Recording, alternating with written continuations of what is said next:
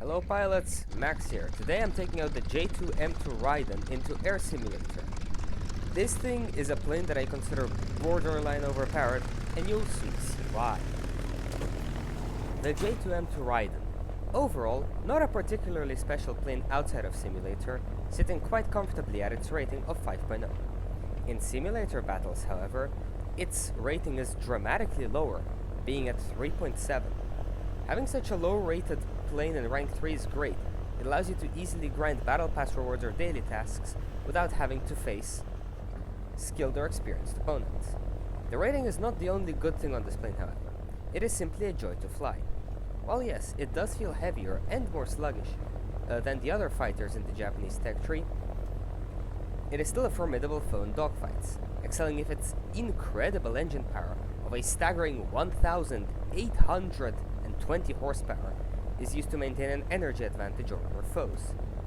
The firepower is nothing to scoff at either, as the J2M2 comes equipped with dual wing-mounted 20mm cannons, as well as a pair of 7.7 machine guns for when your cannons run out of ammo.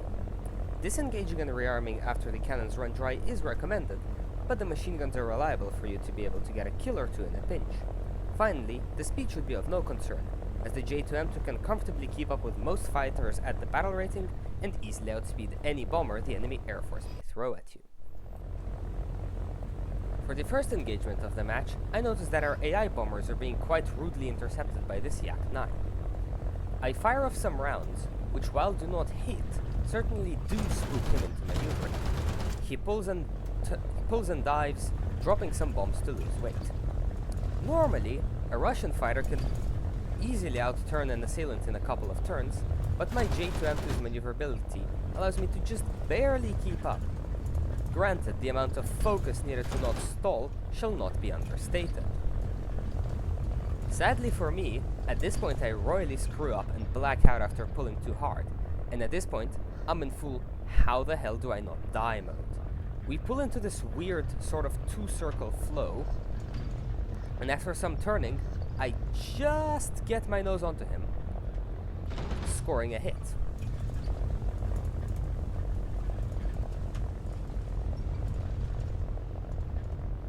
Defend the D point. However, the Soviet-made machine decides that it does not want to die, and our dogfight continues. Unfortunately for that Soviet pilot, however, I am well on his tail, and my guns have fired one too many rounds without a kill, so it soon comes time for that.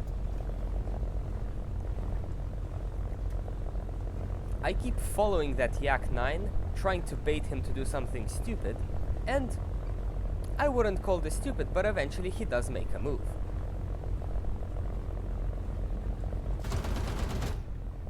The Yak-9 accelerates upwards and I pull with him into the vertical. And here, that Yak decides to pull a Maverick, hitting the brakes as I fly right by. Unfortunately for him, he is not the main character, and soon the ground will accommodate his remnants quite cozily.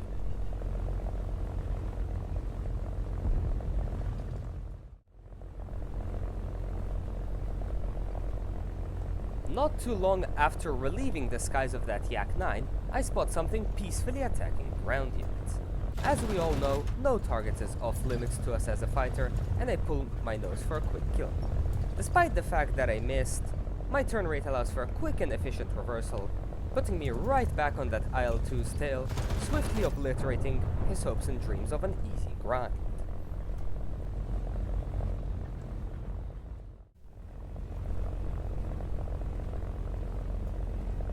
After flying around uneventfully, I stumble onto a pair of identical fighters flying in formation. Most of the time, such a pair of planes is AI controlled and hence easy target practice. I fearlessly charge in, knowing that the AI are fairly unskilled in manner of dogfights, acting very slowly and predictably.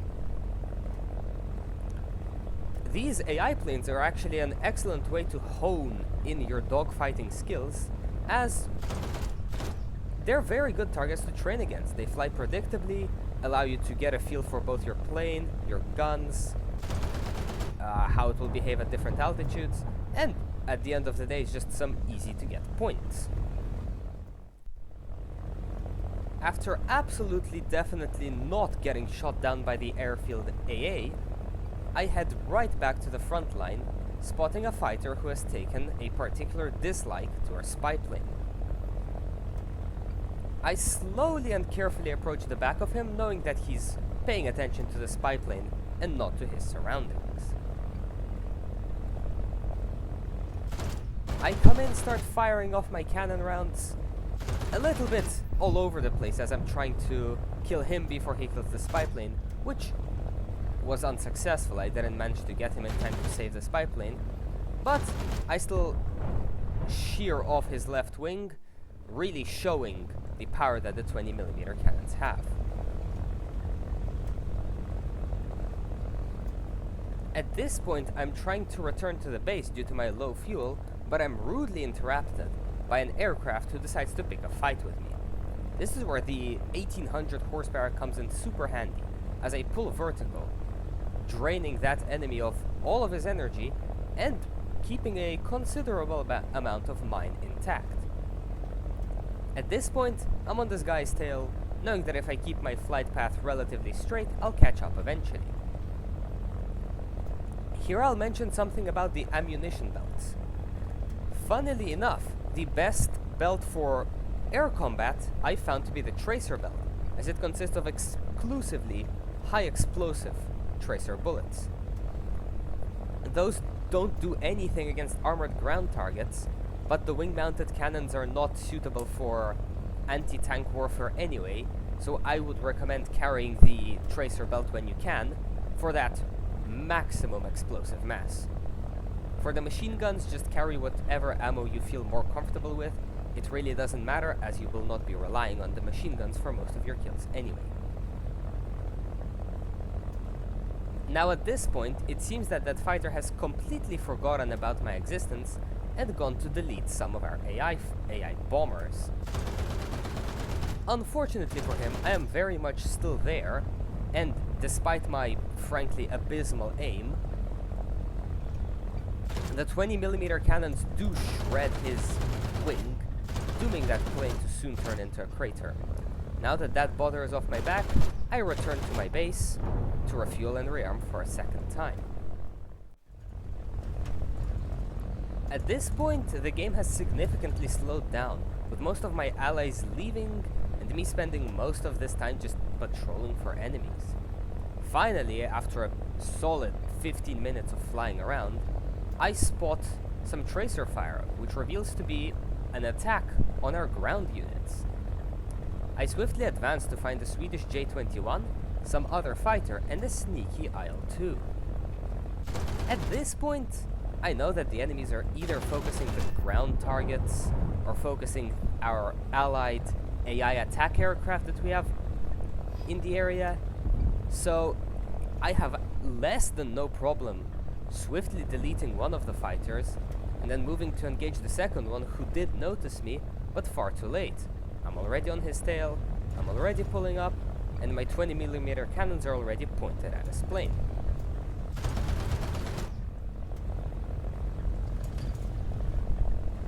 Now, as always, the Soviet fighters do put up a good fight with their turn rates, but it simply isn't enough. As I turn around for the closer look, I spot the aforementioned sneaky IL-2, which, despite being rightfully named the flying tank, really stands no chance against the Japanese 20mm cannons.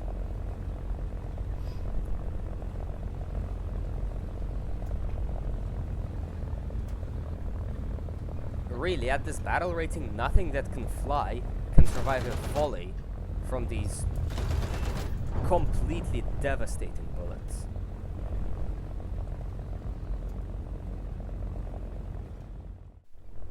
Now for my closing thoughts. Simply put, this plane is great. Amazing even. It really has everything you want in a fight.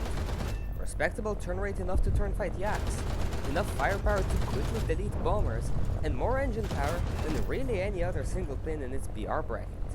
I actually did a significant part of my Japan rank 3 grind in this plane, and I'd highly recommend you try it as well. Matter of fact, it's probably one of the only planes that I would consider are worthy of a talisman. provided you have the Golden Eagles to spare, of course. To be completely honest, I have no idea who at Gaijin decided to rate this plane as low as they did for Simulator. It certainly does not struggle, even if you put it into a lobby that's in the 3.7 to 4.7 BR bracket. With all of that being said, thank you all for watching. I really hope you found this informative and entertaining. My next few videos will include some very unique Japanese aircraft, so be sure to not miss out on those. As always, have a good one and take care.